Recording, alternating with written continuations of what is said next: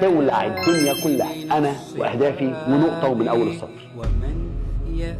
اكتشفت ان انا هقف قدام ربنا لوحدي، واكتشفت ان الورقه اللي انا كاتبها دي انا المسؤول ان انا احققها لوحدي، واكتشفت ان مفيش حد هيدفع الثمن غيري، واكتشفت لما بتحط في مواقف صعبه مفيش حد بيقف جنبي غير نفسي. انا اسف، فنصيحه مني ليك، عايز دنيتك حلوه؟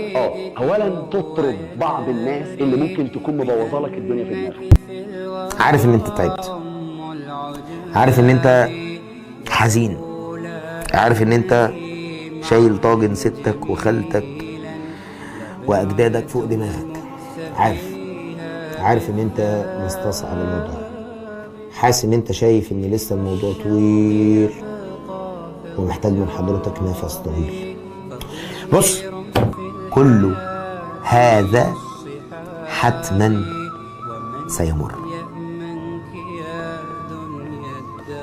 فلما تفتكر كل هذا حتما سيمر يا صديقي، كل ده هيمر كده كده، كل هذا حتما سيمر. التعب اللي انت فيه هيمر، والراحة اللي انت فيها هتمر.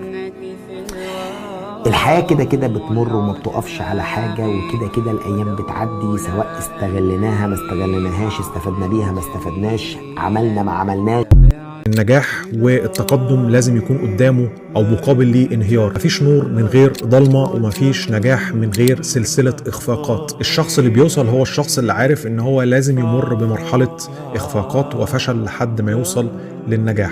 ال60 دقيقه اللي هتستغلهم في ان انت تذاكر كورس معين او تطور مهاره معينه حرفيا ممكن تغير حياتك، ولكن انت بنظرتك القاصره مش متخيل قيمه ال60 دقيقه دول. لو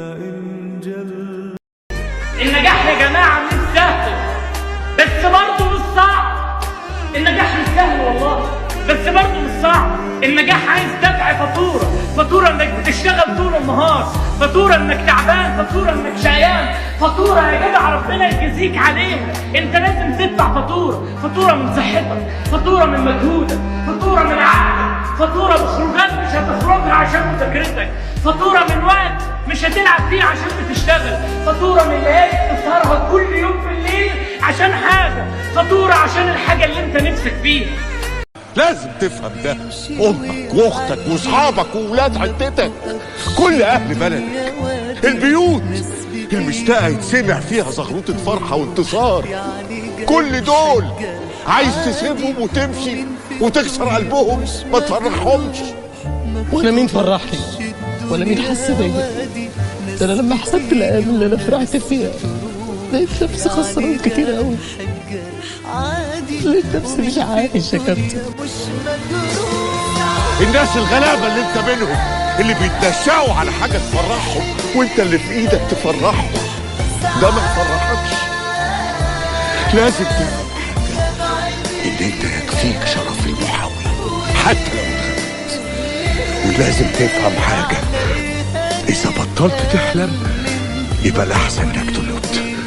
فاهم؟ وعايز اقول لكل واحد فيكم مفيش مستحيل. ناس كتيره جدا بدات من تحت الصفر وانا منهم. الحمد لله ربنا بيكرم على قد المجهود، وهيكرمكم كلكم ان شاء الله.